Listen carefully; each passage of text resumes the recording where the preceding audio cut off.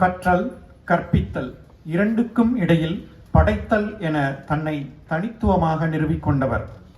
சிங்கையில் பல்வேறு துறைகளிலும் தன் பங்களிப்பை வழங்கியவர். ஆசிரியர் என்றாலே சமூகத்தை உருவாக்கியவர்கள். அவ்வகையில் இவர் ஒரு நல்லாசிரியர். நீராம்பல், காதல் துதி எனும் 2 கவிதை நூல்களை படைத்து பாராட்டுக்களை பெற்ற கவிஞர் கங்கா அவர்களை கவிஞரின் 4வது நூலான குடைக்காலன்கள் துளிர்க்கும் வீடு பற்றி உரையாற்ற அழைக்கின்றோம். எண்ணியை முடிதல் வேண்டும், நல்லவை எண்ணல் வேண்டும், திண்ணிய நெஞ்சம் வேண்டும், தெளிந்த நல்லறிவு வேண்டும். பண்ணிய பாவம் எல்லாம் பருதி முன் பணியைப் போல நன்னியனின் முன் இங்கு நசித்திடல் வேண்டும் அண்ணாள். என் உரைக்கு போறதுக்கு முன்னாடி ஜானகிக்கு இன்னொரு முறை கைத்தட்டல் கொடுக்கலாம். இசையோடு பாடுவது அப்படிங்கிறது வேறு, இசை இல்லாமல் பாடுவது அப்படிங்கிறது வேறு. இசை இல்லாமல் பாடினாலும் அந்த குரலோட ஆழம் ரொம்ப அருமையா இருந்தது. அதற்காக தான் கைத்தட்ட சொன்னேன். சரி, அனைவருக்கும் வணக்கம். கவிதையும் கவிஞர்களையும் கொண்டாடும் நீதிப்பாடிய முயற்சி வந்து மிகவும் பாராட்டுக்குரியது. தான் ஒரு கவிஞராக இருந்தும் நூல்களை வெளியிட்டும் தன்னை முன்னிறுத்தாமல் மற்றவங்களை முன்னிறுத்துறாரு இல்லையா, அந்த மனசுதான் கடவுள். அவருக்கு வாழ்த்தும் அன்பும். சொல்லாடு மூன்றிலாம் இருந்தாலும் சொல்லாடு மூன்றில் அவர் தான் நடத்துறாரு, அதனாலதான் அவருக்கு வாழ்த்து சொன்னேன். சரி, இப்போ விழாவோட நாயகன் யாழிசையின் குடைக்காலன்கள் துளிர்க்கும் வீடு அப்படிங்கிற கவிதை தொகுப்புக்கு வருவோம். ஐயோ, எனக்கு முன்னாடி பேசிட்டு போனவங்க நிறுத்துவாங்க பார்த்துக்கிட்டே இருந்தேன். ஆனால் உண்மையிலே நல்லா இருந்தது. நான் வந்து இவங்க பேசின தளத்திலிருந்து கொஞ்சம் விலகி நான் பேசுறேன். ஏன்னா எனக்கு வந்து இயல்பா இருக்கணும்னு நான் நினைக்கிறேன். நான் அந்த இதுக்கு ஏற்ற மாதிரி நான் பேச விரும்புறேன். கவிதை எப்போதும் நம்முடன் வாழ்கிறது. சமூக, அரசியல், பண்பாட்டை இலட்சணையாக நம்முடைய அன்பு, காதல், ஏக்கம், எதிர்பார்ப்பு, ஆசை, கோபம், துக்கம் ஆகியவற்றின் வெளிப்பாடாக கவிதை எப்போதும் நம்மோடு இருக்கிறது. மனிதன் எப்போதும் அழகை தேடிக்கொண்டிருக்கிறான். தன்னுடைய அறிவுக்கும் உணர்வுக்கும் ஒரு வடிவத்தை தேடிக் கொண்டிருக்கிறான். கவிதை அவனுக்கு ஒரு புதையல் அப்படின்னு பேராசிரியர் தி.சு. நடராஜன் சொல்லியிருக்காரு. கவிதையோட உயிர் நடிகை இதுதான் அப்படிங்கிறது என்னுடைய கருத்து. கவிதை வந்து மரபு கவிதை, புது கவிதை, நவீனம், பின் நவீனம் என எப்படி வேணாலும் பேர் கொடுத்துக்கலாம். ஆனா கவிதையோட ஆணிவர் என்னன்னு பாத்தீங்கன்னா கற்பனை தான். அந்த கற்பனை எப்படி தரும், எந்த வடிவில தரும்ங்கிறத பொறுத்து தான் அது வந்து மரபா, புது கவிதையா, நவீன கவிதையாங்கிற பேரை பெறுகிறது. இப்போ காஃபியை எடுத்துக்கிட்டிங்கன்னா கோப்பி, கோசமா, கோப்பி கோசம்னு சொல்லுவோம், கோப்பச்சினா சொல்லுவோம், மோக்கான்னு சொல்லுவோம். இப்படி எந்த பேர்ல கொடுத்தாலும் அதோட அடிநாதம் வந்து அந்த காப்பி தான் இல்லையா? ஸோ அதே மாதிரி தான் கவிதையோட அடிநாதம் வந்து கற்பனையை நான் நினைக்கிறேன். அந்த கவிதையை வந்து பெண் எழுத்து கவிதை, ஆண் எழுத்து கவிதை அப்படின்னு பார்க்கலாமான்னு கேட்டிங்கன்னா இது என்னுடைய எண்ணம். அப்படி பார்க்கறது சரியில்லைன்னு தான் நான் நினைக்கிறேன். ஏன்னா உணர்வுகள் அனைவருக்கும் புரியுது. அந்த உணர்வுகளை அவங்க பார்வையில எப்படி நம்ம கொடுக்குறோம் அப்படிங்கிறது தான் முக்கியம். ஏன் இதை நான் இப்ப சொல்ல வரேன்னா, யாழிசையோட குடைக்காலன்கள் துளிர்க்கும் வீடுங்கிற கவிதையை நீங்க எடுத்துட்டு பார்த்தீங்கன்னா அது முழுக்க முழுக்க ஆண் எழுதின ஒரு கவிதைங்கிறது நமக்கு நல்லாவே தெரியும். அப்படி இருக்கும்போது அதையே நம்ம தனித்து சொல்லணும், சொல்ல வேண்டிய அவசியம் என்ன? ஏன்னா சில கவிதைகள் பார்த்தீங்கன்னா அவருடைய கவிதைகள் வந்து காதல், காமம் எல்லாமே கலந்து இருக்கும். அப்ப அந்த கவிதைகள் ஆண் எழுத்து கவிதைன்னு சொல்லும்போது சில நேரங்களில அது அவராகவும் பார்க்கறதுக்கான வாய்ப்புகள் வந்துடும். சோ அந்த எல்லைக்கு யாரும் போயிடக்கூடாது இல்லையா? அப்ப கவிதைகளை கவிதைகளாவே பார்க்கணும் அப்படின்னு நான் நினைக்கிறேன்.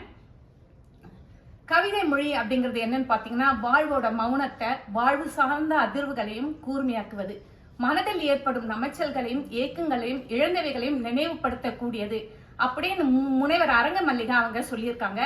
இந்த வகையில தான் நான் யாழிசையோட தொகுப்பை, அதாவது இந்த தொகுப்பை நான் கொண்டு வந்து நிறுத்துறேன். இவரோட கவிதைகள் குறிப்பா இந்த தொகுப்புல வந்து அகம் பற்றிய கவிதைகள் அதிகமாகவே இருக்கு. அகம்னே சங்க காலத்து அகமான்னு கேட்டீங்கன்னா நான் ஆமான்னு தான் சொல்றேன். அகம் என்பது நிச்சயமா காலகாலமா இருந்து கொண்டேதான் வருகிறது. என்னன்னா இவர் மரபு வழியா எழுதாம புது கவிதை வடிவத்துல தன்னுடைய கவிதைகளை கொண்டு வந்திருக்காரு. இந்த தொகுப்புல உள்ள கவிதைகளை வந்து நான் 3ஆதான் பாக்குறேன். எப்படி பிரிக்கிறேன் அப்படின்னா காதல் வயமானது, இயற்கை வயமானது, தத்துவ வயமானது அப்படின்னு சொல்லலாம். இப்போ காதல் போது அதுல காமமும் இணைந்துதான் இருக்கு. அவருடைய ஒரு கவிதை, உன்னில் அலையும் என் மென்னாக்கு ஒரு குருவாலென மாறிவிட்டால் அங்கங்கள் தோறும் உதிரம் சுவைத்து சுவைத்து அடங்கும் நான் கொண்ட காமம். இதை முதல்ல படிக்கும் போது எனக்கு ரொம்ப அதிர்ச்சியா தான் இருந்தது. இப்படி எழுதியிருக்காரேன்னு அதிர்ச்சியா இருந்தது. ஆனா 2-3 முறை படிக்கும் போது அது அப்படியே செட்டில் ஆயிடுச்சு. அந்த உணர்வு வந்து அப்படியே குறைந்து விட்டது. ஏன்னா அது கூறப்பட்டிருந்த விஷயம் அந்த மாதிரிதான். சரின்ட்டு அடுத்த ஒரு கவிதையை நான் எடுத்தேன். ஒரு புத்தகத்தை பிரித்து வைத்தது போல் இருக்கின்றது அவள் முதுகு.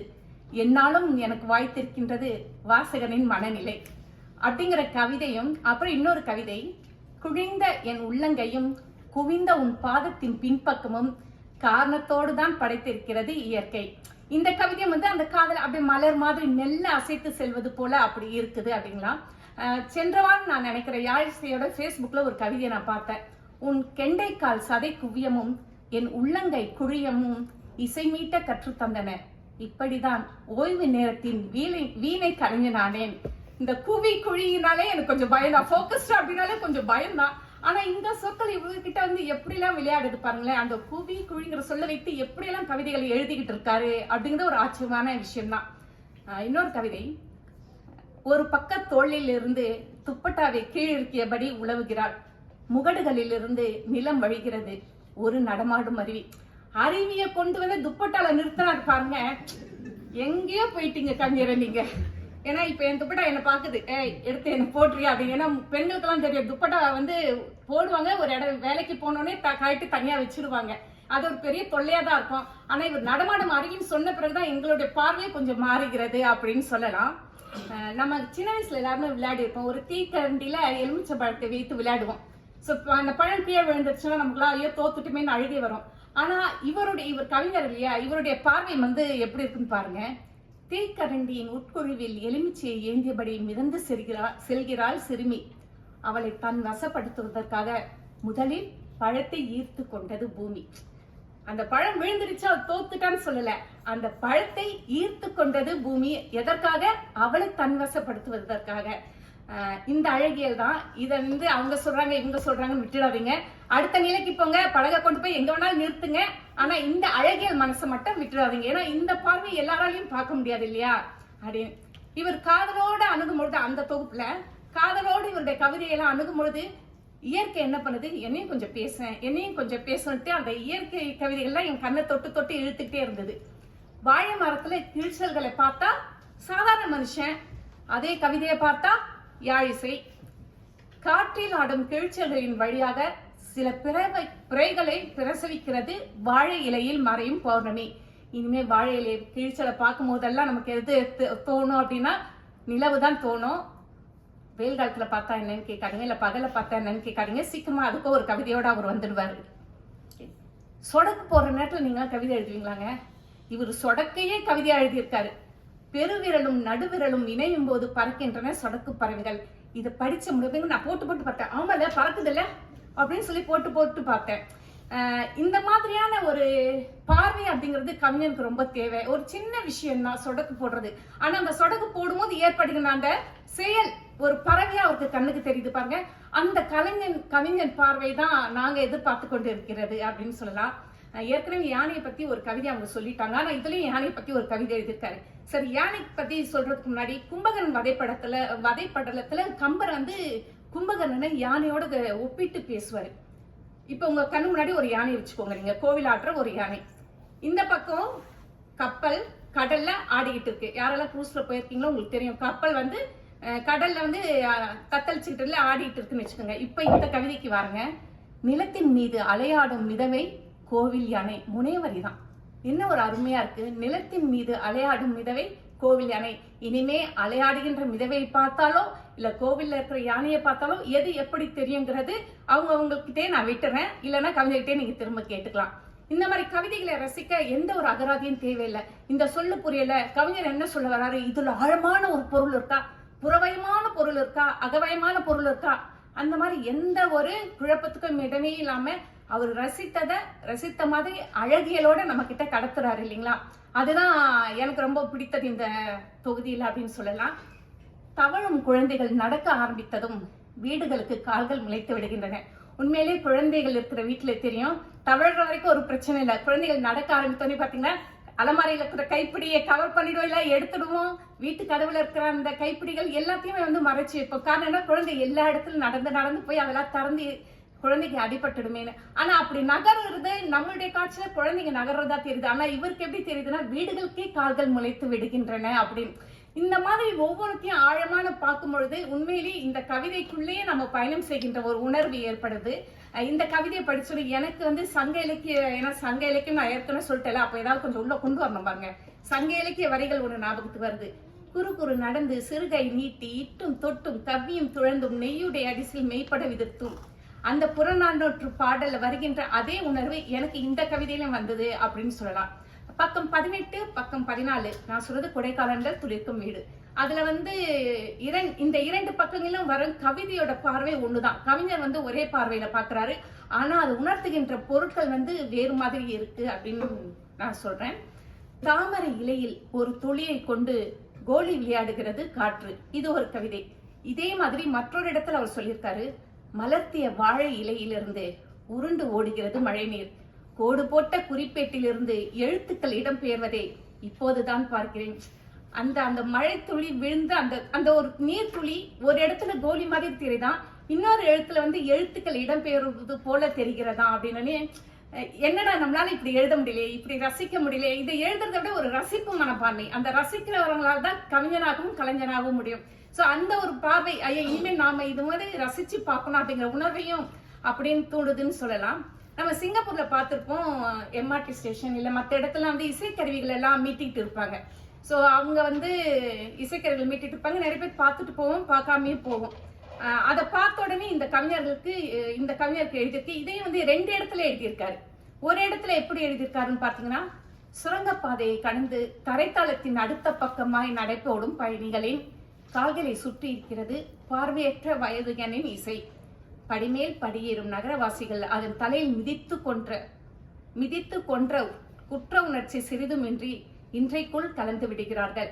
இது ஒரு யதார்த்தமும் கூட. நம்ம பார்ப்போம், போற வழியில அந்த இசைக்கலைஞர் இசைச்சுக்கிட்டு தான் இருப்பாரு. நம்ம ஒண்ணு கேட்டுட்டு போவோம், இல்ல அவசரத்துல கேட்காம கூட போவோம். ஆனா அவர் எதுக்காக இசைக்கிறாருன்னு நமக்கு தெரியும். சோ அது தெரிஞ்ச கூட நம்ம என்ன பண்ண மாட்டோம் அப்படின்னா, அதுக்கு ஒரு கவிதை நான் எழுதியிருக்கேன். ஏன்னா எல்லாரும் மத்தவங்களோட கவிதையெல்லாம் சொன்னாங்க, நான் எங்கேயும் போக விரும்பலங்க. என் கவிதையை நான் இதுக்கு எடுத்துக்காட்டா சொல்றேன். கிட்டாரில் இருந்து மெல்லிசை கிளம்புகிறது, நாலா பக்கமும் அதன் கிளைகள் விரிக்கின்றன, வாசிப்பவனின் கண்களோ ஒவ்வொரு முகமாய் தேடுகின்றன, கைப்பையில் இல்லாத ஒன்றை துழாவுகிறது வலையில் அணிந்த கை, துளிர்க்காத வியர்வையை கைக்குட்டையால் துடைக்கிறது ஒரு வெண்ணிற சட்டை, காதில் மாட்டிய கருவியில் ஒலிக்கும் இசைக்கு தலையாட்டி செல்கிறது சிவப்பு நிற டிஷர்ட், தூரத்தில் ஒரே ஒரு பட்டாம்பூச்சி குதித்து குதித்து அருகில் வர நரம்பிலிருந்து எழுந்த இசை அழைக்கிறது வாசிப்பவனின் முகம் எங்கும். அப்ப நானும் பட்டாம்பூச்சி பத்தி சொல்லிட்டேன், எங்க யாழிசை காணுமே, பட்டாம்பூச்சி பத்தி நானும் சொல்லிட்டேங்க. மகிழ்ச்சியா இருக்கு, ஏதோ உங்க அடி தொடர்ந்து வரனே அப்படின்னு சொல்லிட்டு. இதே மாதிரி இன்னொரு இடத்துல இதே இசைக்கருவி வாசிக்கிறவரை பத்தி ஒரு கவிதை இருக்கு. வடிவம் மாறி போன தன் நிகழ்காலத்து யாழினை பேரங்காடி வாயில் நின்று மீட்டிக் கொண்டிருக்கிறான் மேற்கத்திய பாணன். எல்லோரும் இந்நாட்டின் மன்னர்களாகிய பின் சிறுக சிறுக நிறைந்து கொண்டிருந்தது விரித்து வைக்கப்பட்டிருந்த அந்த பொன்மிடிப்பு. இந்த கவிதையில் சங்க இலக்கிய பாணனுக்கும் மன்னனுக்கும் இருக்கிற தொடர்பை யாருக்கு புரியலனாலும் இந்த கவிதையை படிச்ச பிறகு கண்டிப்பா எல்லாருக்கும் புரியலாம் அப்படிங்களா. தாயுமானவர் அப்படின்னா நம்ம எல்லாருக்குமே தெரியும். அந்த தாய்மை உணர்வு யார்கிட்ட எப்ப எப்படி வெளிப்படும் தெரியாது. இந்த ஒரு கவிதை படிக்கும் போது எனக்கு ரொம்ப பிடிச்சது சொல்றேன். வயிற்றில் குட்டியுடன் மேய்ச்சல் நிலைமேகும் ஆட்டுக்கும் இடையனுக்கும் அம்மா மகள் உறவு அப்படின்னு சொல்லி எழுதியிருப்பாரு. நாம வந்து அது ஒரு மேய்ப்பனா பார்ப்போம், இடையனா பார்ப்போம், எல்லாமே பார்ப்போம். ஆனா இவர் வந்து அதை எப்படி பாக்குறாருன்னா ஒரு அம்மா மகள் உறவுன்னு பார்ப்பாரு. காரணம் வந்து சில நேரத்துல பிரசவமே அவங்கதான் பார்ப்பாங்க அப்படின்னு நான் நினைக்கிறேன். சோ அந்த உணர்வு ரொம்ப நல்லா கடத்தி இருந்தாரு இந்த கவிதையில. இப்படி இருக்குது, காதல் கவிதைகளா இருக்கு, குழந்தைகளை பத்தின கவிதைகளா இருக்கு அப்படின்னு பாத்தீங்கன்னா, இடையில தத்துவத்துக்குமான கவிதைகளே அவர் நிறைய அப்படியே அள்ளி தெளிச்சிருக்காரு அப்படின்னு சொல்லலாம். நமக்குலாம் வயசாகுது அப்படிங்கறத மறந்துடுறோம், அதே நேரத்துல வயசாகும் போது குழந்தை தன்மையும் நம்ம மறந்து விடுகிறோம். இதை தன்னுடைய கவிதையில ரொம்ப அழகா கடத்துறாரு. எப்படின்னா, நகரும் மேகத்தினை காட்டிய அப்பா யானை என்கிறாள் மகள், அவள் விரலின் திசையில் நான் நிமிர்ந்து பார்த்து யானையை தேடிய போது என் வயதினை உறிஞ்சி குடித்து கொண்டிருந்தது ஒரு தும்பிக்கை. சோ நம்மளுடைய வயதையத்தை கூட இந்த கவிதை வடிவில் அழகா கடத்துறாரு. வெந்நீர் அப்படின்னாலும் சுடு தண்ணி தான், அது சூடாதான் இருக்கும், அது குளிர்ச்சியா இருக்குமானா இருக்குங்கிறாரு. எப்படி சொல்றாரு பாருங்க. மருத்துவமனை வளாகத்தின் உள்கட்டமைப்பில் இயங்கிக் கொண்டிருந்த தேநீர் கடையில் வெந்நீருக்கு பணம் பெறுவதில்லையாம், அந்த வெப்பத்திற்கு அத்தனை குளிர்ச்சி. இந்த கவிதையை படிக்கும்போது அந்த வெந்நீரில் இருக்கிற குளிர்ச்சி நம்ம மனசுக்குள்ளேயும் நிரம்புகிறது. எதை இட்டு நிரப்புவது என்று தெரியாமல் எல்லோரிடமும் இருக்கிறது ஒரு வெற்றிடம் அப்படின்னு ஒரு கவிதை எழுதியிருக்காரு. உண்மையிலேயே ரொம்ப நல்லா இருந்தது. சில நேரங்கள்ல சில கவிதைகளுக்கு என்ன பொருளை இட்டு நிரப்புவது அப்படிங்கிற குழப்பம் நமக்கு வரும், ஏதாவது சில கவிதைகள் படிக்கும் பொழுது. ஆனா யாழிசையோட இந்த தொகுப்புல இருக்கிற கவிதைகள் படிக்கும் பொழுது அந்த மாதிரி சிக்கல் எதுவுமே இல்லை அப்படிங்களாம். நமக்கு தெரியும் இந்த ஸ்பீட் பிரேக்கே சொல்லுவ வேகத்தடை, அதை பார்க்கும்போது நம்ம அது ஒரு வேகத்தடை, நம்ம வேகத்தை குறைக்கணும் அப்படின்னு தான் தோணும். ஆனா கவிஞரோட பார்வையில் எப்படி தோன்றிருக்குன்னா, வேகத்தடைகள் சாலை விபத்துகளில் அகாலம் அடைந்தவர்களின் புதைமேடுகள் மௌன அஞ்சலிக்கான மரியாதையாக இருக்கட்டும், மெதுவாக கடந்திடுங்கள். அந்த மெதுவா போறது கூட எதுக்காகன்னா அஞ்சலிக்காக, யாருக்காக, முன்னாடி இறந்தவர்களுக்காக அப்படின்னு சொல்லிட்டு அந்த ஒரு உணர்வையும் இங்க அந்த ஒரு சோக உணர்வுகளோடு சேர்த்து இதுல கடத்தியிருக்காரு. யாழிசையோட இந்த தொகுப்பை படிக்கும் பொழுது காதல், தாவம், சோகம், தத்துவம் எல்லாமே இதில் இந்த தொகுப்புல கலந்துருக்கு அப்படின்னு சொல்லலாம். அத்தனையும் அவர் ரொம்ப அழகா விதைத்திருக்காரு. அதை நம்ம படிச்சோம்னா நல்ல கவிதையை அறுவடை செய்யலாம். அடுத்தது இவருடைய கவிதையில கடலை பத்தி நிறைய எழுதியிருக்காரு.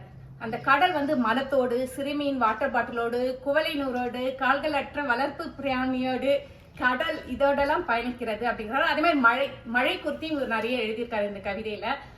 கவிதை அப்படின்னா என்னங்கன்னா, என்னுடைய கருத்து நான் இது 3 விதமா நான் பாக்குறேன். ஒன்னு அழகியலோடு உள்ளது, இன்னொன்னு சொற்களின் அடுக்குகள், 3வது எழுதியவர்க்கும் படிப்பவர்க்கும் புரிந்தும் புரியாத நிலையில் இருப்பது அப்படின்னு நான் 3ஆ பாக்குறேன்.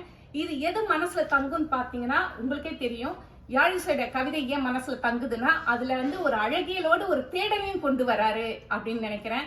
பாதங்களை வெளியே நீட்டியபடி தொட்டிலுக்குள் உறங்குகிறது குழந்தை, வரிசையாய் 10 குடைக்காலங்கள். நல்ல வேலைப்பா, டைட்டில் புக்குக்கு நான் வந்துட்டேன். சோ இந்த தலைப்பு ஏன் வச்சிருந்தாரு அப்படின்னா, குழந்தை, ஏற்கனவே அவங்க சொன்ன மாதிரி குழந்தை கவிதைகள் எல்லாம் தேர்ந்தெடுத்தாலே அது ஒரு தனி தொகுப்பாகவே போடலாம் அப்படிங்களாம். இறுதியான ஒரு கவிதை சொல்லிட்டு நான் முடிச்சிடறேன். கொஞ்சம் கொஞ்சமா என்னுள் செயலாற்றுகிறது கவிதை எனும் நஞ்சு. இதுல கவிதையை நஞ்சா உருவகித்திருந்தாலும் யாழிசை தன்னுடைய கவிதையில எந்த சூழ்நிலையிலும் நஞ்சை கலப்பதில்லை. அதை அப்படியே பின்பற்றி கொண்டே வாருங்கள். வில்லியம் டெய்லர் கற்பனையை மனப்படைப்பு அப்படின்னு சொல்றாரு.